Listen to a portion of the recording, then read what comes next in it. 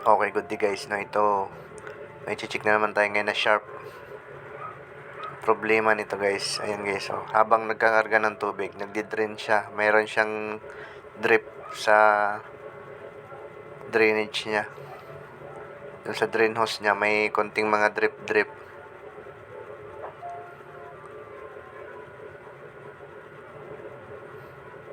Nagdi-drip siya guys, habang nagkakarga. Ayan, no. Sayang din kasi yung tubig niyan guys. Nagdi-drip yan. Siyempre, panay karga yung washing machine natin dyan pag ganyan. Kaya ang gagawin natin, buksan natin yung likod. Tingnan natin yung pinaka-drain valve niya kung anong problema. Buksan na natin guys. Tapos, tanggalin natin yung pinaka-drain valve dito sa ilalim.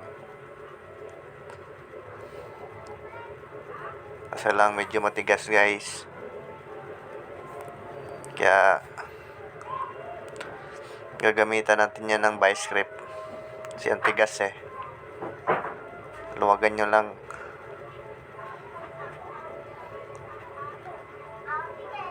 Hindi kaya ng kamay kaya vice gripin natin. Tingnan natin kung bakit siya nagdi-drip ng paunti-unti habang nagkakarga ng tubig.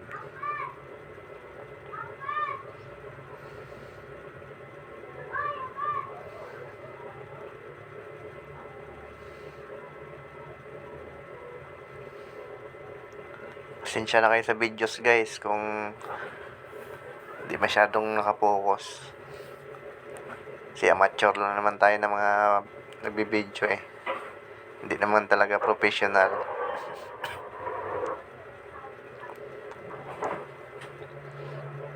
Yan ang naluwagan na natin guys. Tatanggalin natin.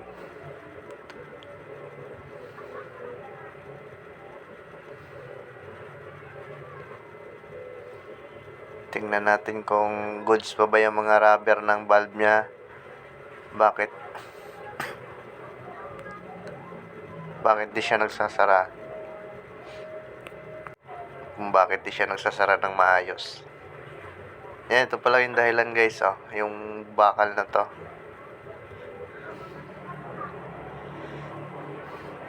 Yung bakal na parang payo yung style niya guys. Ang sabi daw guys, yan daw ay toser ng bra.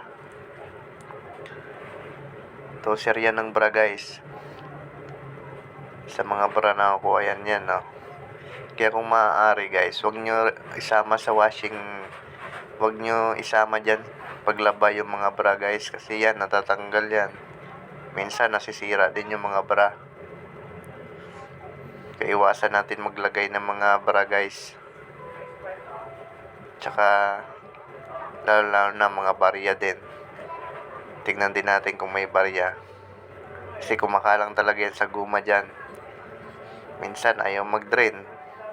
Pag yung malit naman, yun, kinakalangan nyo naman yung drain valve, yung goma. Kaya hindi masasara ng maayos. Salamat.